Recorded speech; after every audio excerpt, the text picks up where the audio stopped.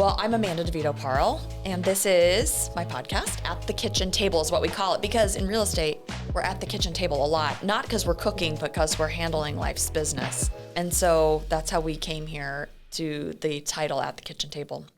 And the idea is just to sort of, at the kitchen table, you are guiding people, you're inspiring them to go on to their next thing, which is buy houses, and you have a role in that. And then just to connect. So the purpose of the podcast for me was to connect. So we always say at the kitchen table where we guide, inspire, and connect. And so I'm your host, Amanda Divito. And my guest today is Tom Gysin at Homestead Title and Escrow. And I'm curious, well, tell me, like, who are you? Where'd you come? Where do you hail from? No, I'm just kidding. Like, where are you from? How'd you end up in Colorado? Is this home? You grew up here? Yeah. Well, great to be here, Thanks. First of all. Sure. I grew up in Evergreen, Colorado, and I went to CU Boulder and had a degree in international relations. What'd you think you were going to do with that? Yeah, it's a great question. And so it's funny is I studied abroad in Mexico City when I was in high school. So I lived with a family down there, went to a kind of a Catholic high school with them and learning literally just total immersion, right? Mm-hmm. I'm in school learning physics, math, history, whatever. Obviously, my easiest class was English, right? But it was great. It was a great experience, and I came out of there speaking very good Spanish, and really wanted to do I thought I wanted to do international business stuff. Ironically, my math scores were not the greatest, and so I didn't get into the business school at CU Boulder. Oh. And but I wanted to go to CU Boulder, so I just went, and I think I very naively went to Boulder. Got into the whole, just the fray of Boulder, and it was fun, and started a fraternity, and just, watched that grow, and that was super fun. And then all of a sudden 4 years go by, and you're like, oh, well, here I am. I have a degree in international relations. What am I going to do with this? And I didn't want to go to law school. I'm certainly not interested in being a politician. And so I had a family friend of mine that I used to play a lot of competitive racquetball back in the day. Yeah. And she was my mixed doubles partner, but she was older than I was, and she just happened to be the sales manager of Chicago Title. Okay. And so she came to me and said, hey, how would you like a job in sales? This was 1993. Things are booming, and we need kind of a junior rep. And I said, okay, well, tell me a little bit about it. What's it pay? And she said it pays $1,800 a month. No commissions to start. And I said, great, I have 3 roommates, sign me up. Yeah. And so I became a rep at Chicago Title. Yeah, it's so interesting. And so we'll go down that path of how your title business bloomed from there. But it's interesting to me, you're clearly driven to have picked up and learned Spanish, to study in Spanish, having a sort of a Catholic background. I'm curious, like, what drives you to be like wired like this entrepreneurial wiring? That's a great question, and I'm not sure that I totally know this answer, but I'm the type of person, you have choices to make every day, right? And you can get up and you can be happy, or you can be, unhappy, right? Right. Yeah, disgruntled, unhappy, whatever you want to call it. Uh-huh. And I'm just a happy guy. I just choose to be the optimist in things. And so I've had other people ask me kind of those successes of title, like, how did you get to where you are when the average person in our industry doesn't do near the kind of sales, if you will. And honestly, it was funny. Part of my secret was just work ethic. And, I was one of those reps that, and our industry has changed now. I mean, we're so much more, virtual and social media and things like that. But, here we're sitting in your office, right? And these bring back memories for me because this was my territory. That's right. Yeah. And, I was a young 23-year-old rep, and pretty much I just left the house and I just spent every day talking to people. And Right. so for me, it was, part of it is I think I do sort of have a natural sales gift part of me, right? Yeah. Sales gift, if you call it, if that's how you want to call it. You've got to combine that with the work ethic, right? That's right. It's and like so, hard work is the magic sauce. And it's just numbers, right? Mm-hmm. I mean, I know it's no different in your game as well, and your segment as well. But if you think about it, I was out there and I'd be in the field 8 hours, pretty much almost 8 hours, almost every day. And if I'm wandering around Remax, Alliance, or I'm wandering around all these different offices and I'm touching people, at the end of the day, I'd look back and I'd be like, I touched 50 people today, Yes, right? right? And I talked to 50 different people, including back in the day, your father, Yeah, right? that's You know, right. I'd come in here and see him. And so it was, you know, after the week, you're like, there's 250 people or 200 people that you're consistently touching. What is title insurance?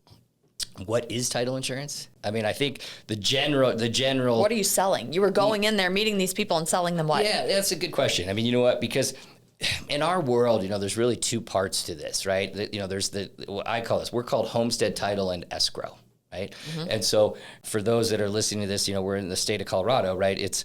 We do both of those functions, right? So we issue a title commitment, and in general terms, what is that title commitment doing? It's giving the buyer of that property peace of mind that they're buying a property free and clear of problems, right? And then we're also ensuring the lender, if they're getting a loan, right, that they're in a first lien position so that in case the borrower does default on that mortgage, that they're in the top of the chain to go through the foreclosure process and be protected, right? But there's the other side of the equation, which is the escrow side. Handling the money. Handling the money. It's really bass backwards in Colorado, if you think about it, because, you know, we get very little fees for handling the money, right? For, you know, we get a $400 closing fee to handle the money, to go through the whole process and basically try and make sure all the money coming in is going back out and everyone has done their part and payoffs have been done and taxes have been paid, commissions have been paid, just all of these little things, HOAs, all these little things, right? And so 90% of the work is honestly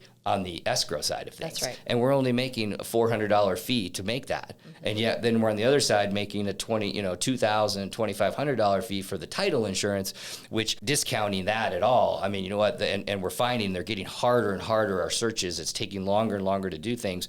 But at the end of the day, we're getting a fee for, a few hours of work for that commitment. Right. And then we're putting, lots of hours of work into the escrow side of things. Right. And I think, so what was I selling when you go in there? Typically, and I talk to agents about this all the time. And I'm like, what do you really care about? Do you care about the piece of paper or do you care about the closing experience? Mm-hmm. And 99% of the time, maybe 99.9% of the time, it's all about the closing experience. Well, and the irony of that is that it's actually the title commitment, the assurance that you're getting a house free of liens and encumbrances that is much more important than the closing experience, except that people just remember how they feel. It's 100%. And we're obviously not, our industry is not selling to the consumer, right? We are selling to the real estate agent, right? So it's a business to business sale, and that's what they care about, right? They want to have that epic experience. They want, obviously, the knowledge and all that. They want to have this be, just a perfect, seamless transaction. And so, to your point, that's really what they're looking for. So you start out as a junior salesperson at Chicago Title in the 90s. Market's rip-roaring. And you move along in that endeavor, just dragging it back to the cave, hunting hard, working hard every day, making good connections, likable, sort of the typical salesman formula, right? Just to do all those things. And then, so where does your journey take you next? Yeah, it's, so back to that, it's kind of funny because, I think I remember this vividly where I was sitting in a sales meeting at Chicago Title when I very first started in the business.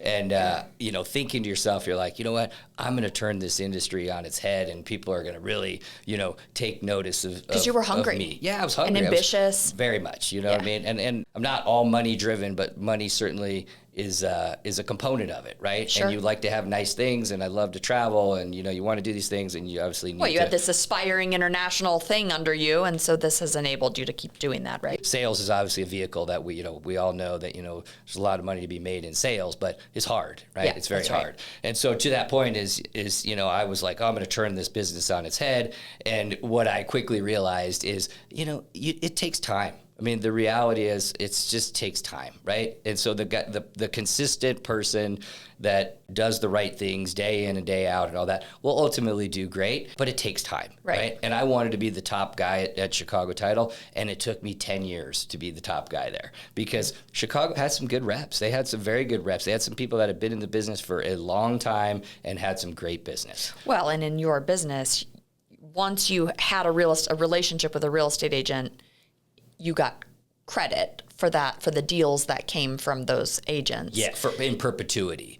Okay. Yeah, and not every company does that, but most companies do that, and I think that was a great thing. So you're sort of just building, right? And that's how I always looked at it. I mean, you never wanted to lose somebody, but the reality is you're going to lose some people, right? And I tell that to some of my younger guys and gals now is nobody likes to have, people come and you work so hard to get them, and then they develop a relationship with somebody else and they're gone, right? Yeah, or they try you once and they just said, you know what, it was fine. I mean, it was good, it was fine, but you know what, I've been working with Brand X over here for 15 years, so did you woo me 100%?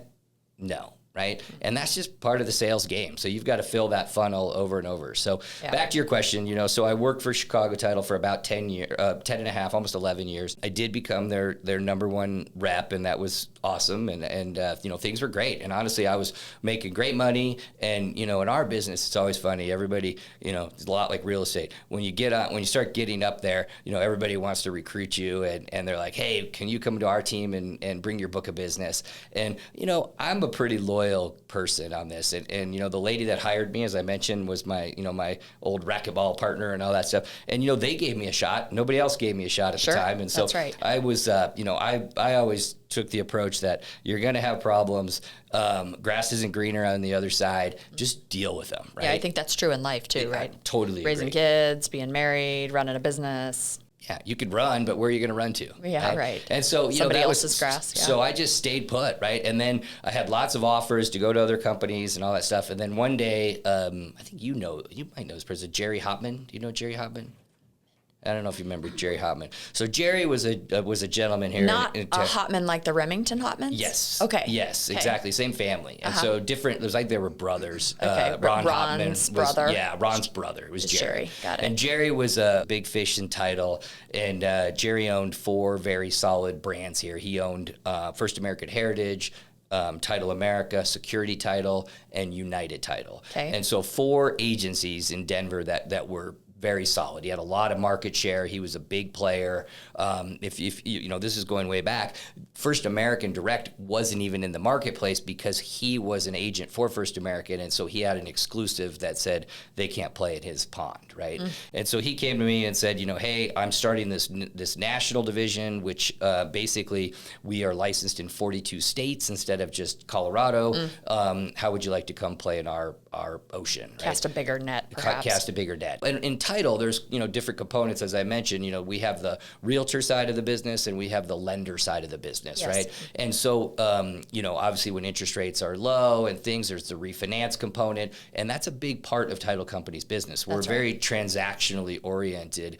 We need those transactions, right? People always say, would you rather have a $10 million deal or would you rather have 10 $1 million deals? And we would absolutely rather have 10 $1 million deals, right? Just the way the premiums are filed and work and all that. Much better for us. But Jerry came to me and was like, me and another guy named Cal Schmidt, who worked at Chicago Title as well, and just said, hey, would you guys be interested? I've got 40, licensed in 42 states.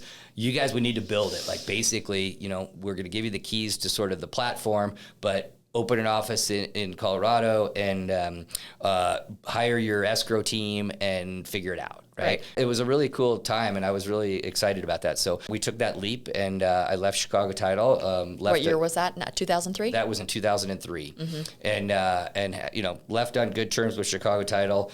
They knew you needed to climb a different mountain at that point anyway, right? Yeah, I mean, they had asked, and that's funny. That's a good question because I didn't really go through that. Chicago is owned by Fidelity, and Fidelity is a very large, they're the largest title company out there in the United States, and they kill it. They do big business, and they had approached me a few different times too about kind of climbing the corporate ladder at Fidelity. But the problem there was that I didn't want to relocate. There's plenty of money to be made here in Colorado, and my family's here, and I didn't want to uproot. And so I even asked them, I'm like, hey, if I took this job, would I relocate very often? And they said, yeah, about every year and a half. And I just thought, you could forget I'm like, I don't Yeah. want to do. I mean, it's not great for my kids and all that stuff. And I'm like, I don't want to do that. So you go ground floor on this new endeavor. Yes. What was hard about it at the time? Do you remember? it was hard, but it was fun. It was super fun. And, it was like, okay, here's the platform, right? Jerry owned another company. He had bought a company in California called Lenders First Choice. And Lenders First Choice was basically the back end operation arm of what we were doing. Okay. Right. And so we were literally like just the sales escrow arm. And that was fun. So this was kind of, this is kind of internet beginnings and stuff too, right? So it's like, okay, we just kind of opened an office in the tech center and started dialing for, finding people online and, calling people and saying, hey, are you doing multi-state lending? Because that was kind of our niche, right? It's like we were trying to go into somebody to say, if you're doing business in multiple states, you might as well just come and consolidate with us. You got it. Yeah. You need one title company instead of 5 or 10 or whatever it is, right? And back then it was a brand new model, and it was people were like, oh, that's interesting. You guys can do that, and we would send notaries out to the closings. And you have to remember, most of these transactions are refinance-based transactions. Yes. So you don't really have two parties and agents and all that stuff. So it's pretty easy. You send them to their house. You have a notary sign them up. They get back the documents and all that. And it was a great little deal. Before you keep going, there's this little thing that's hanging over this conversation, which is there's title insurance and there's escrow, but there's only a handful of companies who write these policies. There's this mothership that's only like 4 insurance companies, right? Right. Yeah. So I'm curious about the structure. There's probably 10 of Before them. you keep going on your anecdote, I'm curious about the structure. So in that particular endeavor, right, with Jerry Hopman, so he was such a big player with First American. Mm-hmm. First American, who is the second largest underwriter in the country, was exclusive to Jerry, right? Or Jerry was exclusive to them. And so we were an agent again. But you sold that product. We sold that product under the brand. But there's only a handful of products, right? Well, all we were selling is basically refinance, or first or second mortgage title policies, right? But backed by a First American. That was the underwriter. And so it wasn't really, in our business, as you know, too, it's like, I sort of laugh at this too, because, we have to go to the Division of Insurance, because we're regulated by the Division of Insurance, and we have to pass a test just like other people for health or life or whatever, right? Mm-hmm. And our product line is like next to nothing, right? You know what I mean? It's like you just said right there. You kind of have you have an owner's policy, you have a lender's policy. There are some subtle other policies, but 99% of the money is going to be made in the owner's policy and or the lender's policy, right? And that's what you're selling. Yeah. And so most people aren't. It's not glamorous. It's not glamorous. And so you're selling the service side. And back then when I made that transition, I was selling the logistics side. Mm-hmm. So they were like, okay, you're telling me if I have a deal in Missouri and California and Texas and Oklahoma and Colorado, you can do them all. Right. And you know all the regulations of all these different places. And I have one person to talk to, or a team of people. And we'd say, yep, that's how it works.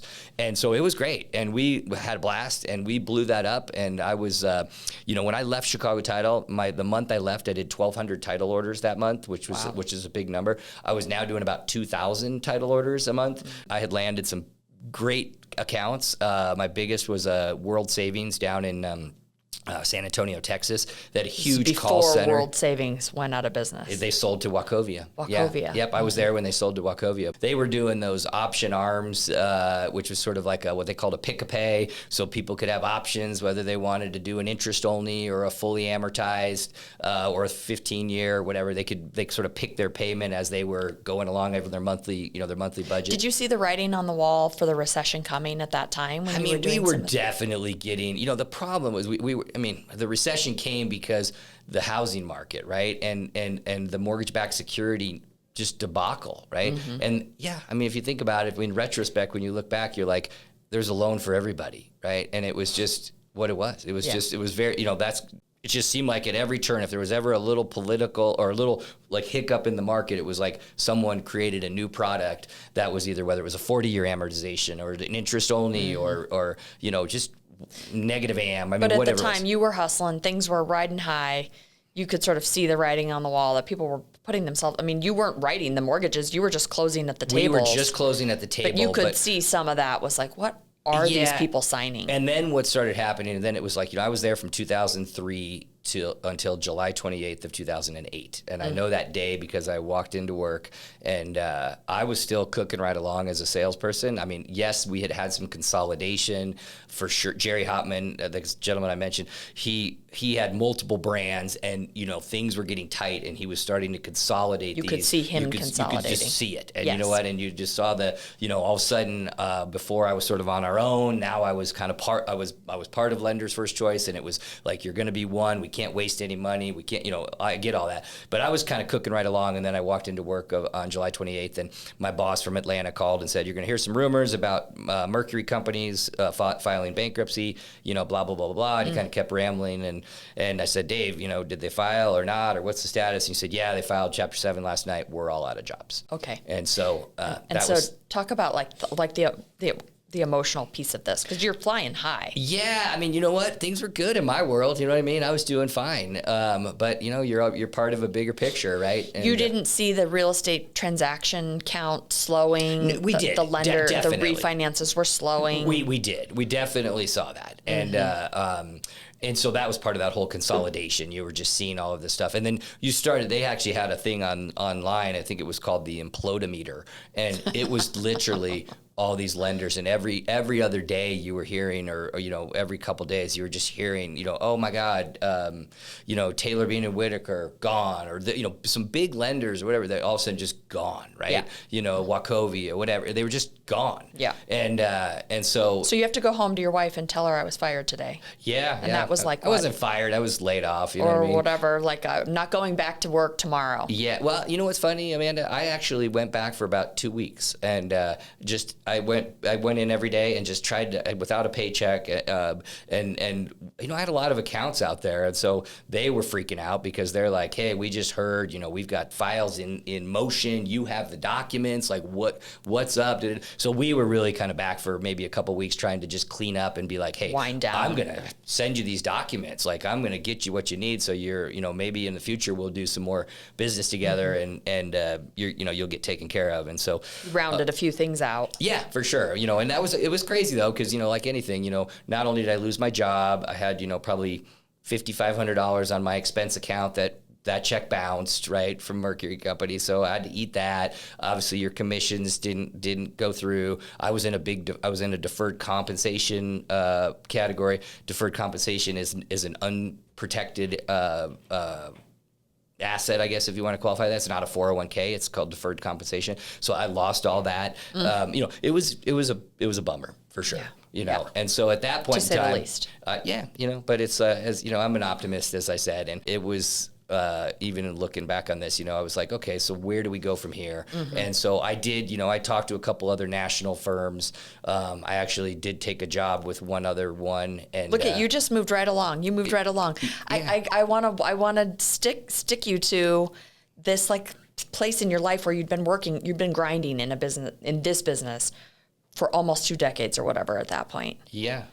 And so then you come to this place where you have to go blow the clouds away and climb a different mountain. And tactically, not that I don't care where you went the next thing. I mean, I do, because I want to get to how you ended up opening your own firm. Yeah. So, but did that come to be like, okay, so who swept the clouds away for you? How did you look up the next mountain? It's humbling. It was definitely humbling, right? Yeah. Because I was actually always one of those guys. I was like, don't live above your means, right? Yeah. And so. And you weren't really in theory. I mean, I live in a village home, and like my home. I've been there for 21 years. Nice place, but it's nothing super fancy or whatnot. But we just we live below our means, right? But I think at 35 or whatever, 38 with 3 little kids at home or whatever, it's easy to be high on the hog at that time in life. And I'm glad I didn't do that, right? And so I was good about that. But that said, I still got caught up in that a little bit, and I'll tell you how. One, I lose my job, and you've got to kind of figure this out, and there's this transition time, and like I said, I got a couple other offers. I went to work for one of the companies. I was literally there 8 days, and I just said, you know what, this is just not for me. This is not going to work. I don't like where I am here and all that stuff. So that's actually where I pulled the plug and said, you know what, I think I'm going to start my own agency. During the recession. Yeah, we started that October of 2009. Wow. And I mean, and to be fair, I was selling real estate in those years. And I mean, 2009, I feel like looking back, 2009 was probably the roughest of the patch of the recession. Yeah, this is where it was just at its low. It was just like, it was really tricky. Very hard. I mean, there were deals to be done. People were moving because they were living and loving and dying and doing the things that people do. But like, the market was tight. And to add to this is where it kind of gets funny. Is that one part? I just didn't talk about it earlier. So I have my Mexico affinity, right? Because, I have Mexico written down. I was going to ask you about this. Yeah. So I love my Mexico, and that's where I lived and studied abroad, and I speak pretty good Spanish and all that stuff. And so in 2005, I think that's right. Yeah, in 2005, I bought a place in Mexico. Okay. And a great place in a great area called Punta Mita. It's on the water. It's a great place, and it's a great area. And so that was really neat for our family. Like we have tons of memories of we probably went there 3 times, probably 3 times a year, maybe for many, many years. As our kids growing up, we had to kind of work, obviously work around the school schedules and all that kind of stuff. Well, in 2008, Punta Mita was, really getting, it was really new. It's actually, many people know about Punta Mita now, but back then I would tell people about it. It was a blip on the map. Nobody knew what it was, right? But I knew it was going to be pretty special. I mean, it started off, they started it with the 4 seasons and a couple and one golf course and the big master plan to have, a St. Regis, which they built, and they built a second golf course, 5 beach clubs. You could see it coming. You could see it coming. Right. Yeah. And it's still, as a matter of fact, they're cooking along now, but there's now a Montage, if you've ever heard of Montage, beautiful hotel being built there now as well. And the area, it's a great area, right? So in 2008, I decided to buy another place. And so, and I tried to buy it on really just a spec, just a flipper, right? And so it was expensive, and this is 2007 is when I was contracting on it. It was being built, and so. In Mexico, there's no financing, so you're just laying out. Just basically, you pay up with the cash. You pay up in cash in thirds, right? And so. I had to put down a third kind of, off the bat or whatever. And, as things are progressing, then I put down, the first thing is I remember, because I looked at it, I'm like, well, do I have enough money to buy this thing? And I was like, you know what, I don't think I do. So I went to a guy at Lakewood Country Club where I belong, and I was like, hey, do you want to partner up on going in halvesies on a deal? And he's like, thinking, no, my business is unraveling. It's the recession. I'm just kidding. No, I wasn't there yet because it was 2007, okay, right? And so he was like, yeah, let's go halves. This sounds great. You know what I mean? So we both put up some pretty good money, and so then all of a sudden, we kind of got to the point where it's like, wow, are we going to walk away from 2/3 of this money that we've put into this thing, or do we finish it out, right? And so we finished it out, but then 08 hit, obviously, right? So just like anywhere, that developer in Mexico, who this is a master development, and they're just anchored to the American economy so 100%. Tightly. Yeah. And so, as a matter of fact, the guy who was the developer's name was Damavandi. I'm trying to think of his first name, but his son went to CU Boulder. And he was kind of taking over that project. We lived in Sewell Hall together, and so it was kind of interesting. But we finished on that project, and guess what? Hell broke loose, right? That's and right. So all of a sudden, we're talking about I was always living below my means, and next thing you know, my income is down 80%. Yep. And I have a spec in Mexico. I have 2 now. I have my first one, and I have a spec. Yeah. And I need to figure out how to pay for all this stuff, right? And so that was some serious stressful times for me, for sure. Right. And I just remember, so kind of pivoting from there. What I ended up doing is, as I said, hey, I'm going to get out of this national arena, and I'm just going to I have a lot of relationships, or I had a lot of relationships in Colorado. Let's see if I can just start my own thing and see where it goes. Yeah. And that was kind of the birth of Homestead Title. Well, right. And so the story there is great success, a deep, dark spot, new light ahead. You know, you hope it's a new light ahead, right? Yeah. And so, you know, back to the humbling part of it, I mean, it was interesting. I hadn't seen a lot of my clients for 5 years, right? 5.5 years. I was selling on the national side and I was flying all over the country. Oh, yeah. There you come marching in again. They think, okay, this guy's back to sell me more title insurance. Here we go, right? You know, oh, really? Coming back to the, you know, I had people say, oh, you're coming back to the peasants, you know, blah, blah, blah, blah, blah, right? Sure. And, you know, it just, you know, you just had to kind of lace up your shoes one at a time and just keep going and keep going. And so you peel off a closer. You were probably even negotiating short sales at the time. I remember the title companies helping with short sales. Yeah. During that time. I just remember, you know, we had one closer who was a great lady in our national, well, she wasn't even in our national division. She was part of Title America, where we sent some local business when we were doing this national thing. And she was a great lady. And so we said, Judy, how would you like to come work with my, and I had a guy, his name's Evan Harris. You know Evan. Yeah. Evan was my assistant. What's your relationship to Evan now? We're business partners, right? We own the same amount of Homestead Title.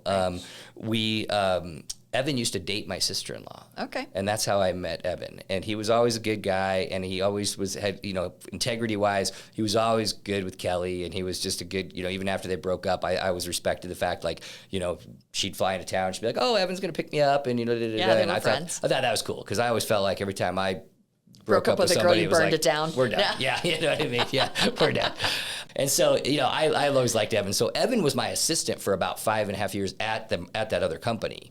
And so then when all this went down, you know, I think he learned good traits from me. And I think he also just inherently, you know, has that ability as well. Yeah. But he learned the work ethic. You know, he'll tell you a story that, you know, he goes, I remember you telling me, like, you know, like, we work all day. You do your side stuff after hours, right? You do you can do all the expense reports and all that kind of stuff during the day and waste the day, or maximize the day and do that stuff at night, right? That's right. And so, you know, I think... Well, and that's building a business, too, is hustling all day and then hustling all night. And then hustling at night, yeah. And so it was great. So anyway, you know, Evan and I opened up Homestead, and we brought Judy Jordan with us. That was one closer. We opened an office at 710 Kipling, where Jim Weishelbaum is at. Yeah. And literally we're like, all right, let's see where this goes. That's right. And because you called on Jim Weishelbaum, and I did. He was going to be a good friend to help keep your business, get your business going. Yeah, it's funny because I had a rocky road with Jim from the beginning, but it really turned into something good. Yeah.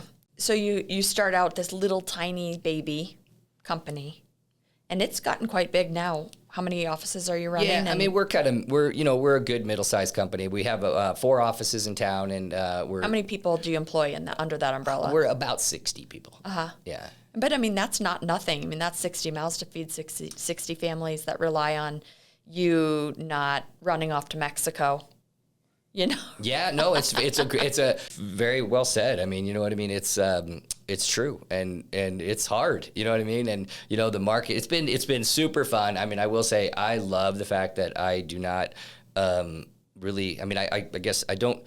One part we didn't talk about is we built this company and it's been great. And then about 3 years ago, we sold a majority stake of it to a gentleman out of Texas. Oh. And so we things were flying high, and that was probably a good move, right? I mean, it was I think it was a great move. It's the backstop. You missed that memo in 2008, right? Like to do the smart thing when the time is good. Yeah, I mean, it's a great point. I mean, you know what I mean? And because you don't know this stuff, right? And it is funny. I mean, we had lots of people reaching out to us, a bunch of private equity and stuff, and things were flying high in the title world. And you know, I just looked at Evan. Actually, Evan is the one who scheduled the first call. He said, you know what, we're going to talk to this guy. He's an M&A guy, and you know, let's just hear him out, right? And I said, sure, it never hurts to listen to somebody. And once we hung up that kind of WebEx thing, I just called Evan. I said, I think we need to do this. You know, I didn't know. Just brought stability to the company. Yeah, I mean, you just more so. I mean, and a good opportunity for Evan and I to get a nice payday and honestly just take care of our situations, right? And that was great. And so it's been great. We've been working with Shattuck for 3.5 years now. They've been awesome. I will tell you, I see plenty of people that sell their companies and can't wait after their 3-year contract is up to run the other way. And these guys leave us alone. They let us do our stuff. They help us when we need, you know, if we need. We haven't needed any capital or anything from them, but it's there if we need it. But it's been, you know, it's been challenging 3.5 years, Amanda, for sure. And how are you spending your days? What are you doing? Really trying to build the business. I think, this is the one part that That is your job title, business development? Well, not business development necessarily. It's more building the company, right? And so, back in the day, I was always business development, and I was the generator of that, right? That's right. And so you don't see me running around Remax Alliance anymore, not. right? And when I started Homestead, I was running around Remax Alliance. And this is curious to me because one of the little branches you have inside your company is what's known as a joint venture. Yes. And the joint venture is where real estate agents can sort of pool together as a shareholder of a little segment of the company, and all the production of that little joint venture is its own little amoeba, if you will. It's hard to explain if you don't paying any attention, but you have several joint ventures inside your company. Where'd you get the idea to do the joint venture? Great question, because that was never on my radar. When we started Homestead, it was like, hey, let's just see if we can take our relationships and bring them our way versus somebody else, right? And I remember there was a gentleman out of Arizona by the name of Doug Thompson, and he cold called me and just said, hey, you don't know me, but here's what I do. I do a lot of joint venture stuff. Oh. I'm in Arizona. He goes, I have come across a group of people in Colorado that are big hitters that want to do a joint venture in Colorado, but I need someone who already has an infrastructure. I need someone with multiple offices that already has multiple closers and all that kind of stuff to handle their business. Would you be interested in learning more? And I said, you know what? I could see this as being an absolute compliment to our business. Yeah. And that's really what it has been. So we started the first one like 11 years ago. You were behind the times though, because I was with Leo Hebert at the time doing that. Totally. I didn't know anything about him. Equity Title had set up this little joint venture, same deal. I don't know who was underwriting them, Orange Coast Title or whatever that is. Yeah, Orange Coast. Now, if you remember... Bill Denabel and Leo Hebert were doing this, and we just thought we'd gone to heaven because you title officers kept bringing brownies into the door. One title officer would bring brownies, and the next day the title salesperson would bring cookies, and then the next day the title salesperson would bring wine. And we were thinking, if we keep up these relationships, we're just going to be sugar overrun and drunk. And so the joke was like, we liked that we could consolidate all of our business into one place. But the joint venture turned out to be and it's been profitable for your company. It has 100% because we do it differently than equity, right. as you know. Our difference is, we when Doug presented this model to me, and I thought it was a brilliant model, he basically was like, you know what we do is we start a separate entity. It's so people aren't really an owner of Homestead. Some people get that in their mind that they're a part owner of Homestead, and that is not true. They are a part owner of whatever entity we start, right? The joint venture. So we started one, and we got it licensed with the Division of Insurance called Signature Title. Yes. And we own half of Signature Title, and the agent pool owns the other half, right? Brilliant. And then what's neat about it is, as we talked at the beginning of your podcast, is what people care about is the settlement, the closing experience, right? Well, Homestead Title is already there, right? It's already there. So if I own half of this joint venture and I own Homestead Title, why can't I just plug in this business to my closers? And the benefit is on both sides, is now I can fill a desk for someone that is sitting there that I'm paying a salary to, right? And if they're not at full capacity, I'm adding business, built-in every month business. And yet then from the joint venture perspective, I'm not saddling it with overhead, right? Because it only has one employee that works for it, which is a title person, and they're issuing title commitments and title policies. And so at the end of the day is, it's a win-win, right? I mean, we're running a great profit margin for the joint venture, so the agents are happy with sending their business, which is far different, as you know. Well, because otherwise you got to pay a salary to a salesperson, and so you're... And a closer and a processor. That's right. And so you're just eliminating that piece, and in exchange you're dispersing those little bits of profit out to the agent pool. And I think as you've commented many times in our various meetings that we've had, is I think that you've seen the economic side of it is much better in our model than what you had in a prior model. As a real estate agent, I have to send my title work somewhere. Right. I mean, unless my seller client comes in and says, I have a relationship with X title company, which is rare. Very. Nobody knows title companies unless their sister's working at the back end and doing something over here. But most people have no knowledge of that. So not that they don't care where I send the title work, they just need somebody to prep a deed and release their mortgage. And so I was directing so much of that business anyway. Right.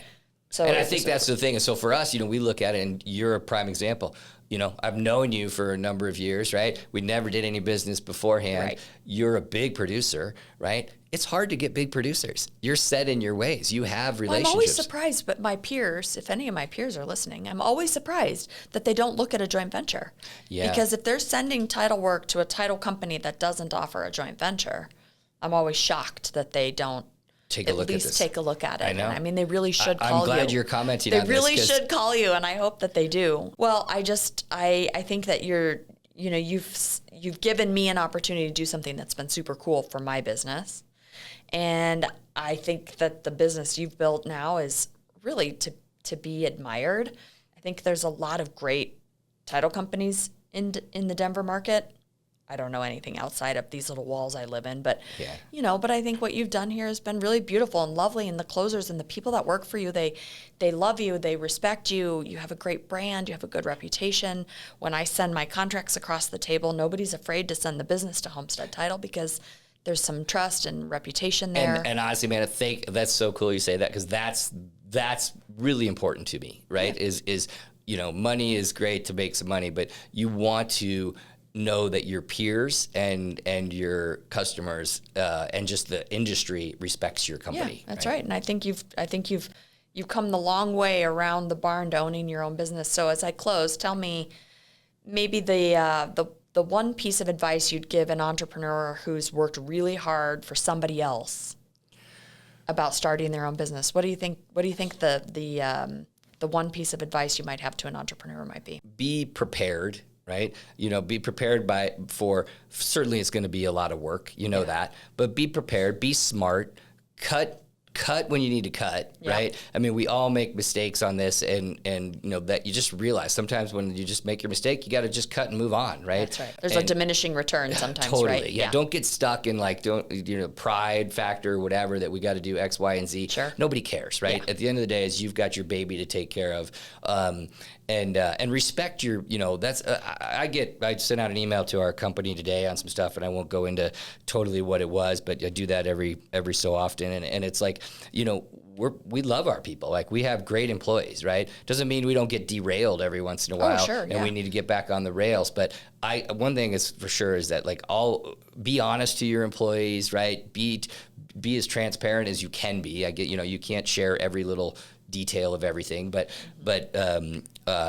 just be a good person, right? It's kind of, I'm a pretty simple guy in this, and I do feel like I think our employees really respect us, and that's meaning Evan and myself, that really are the two owners here.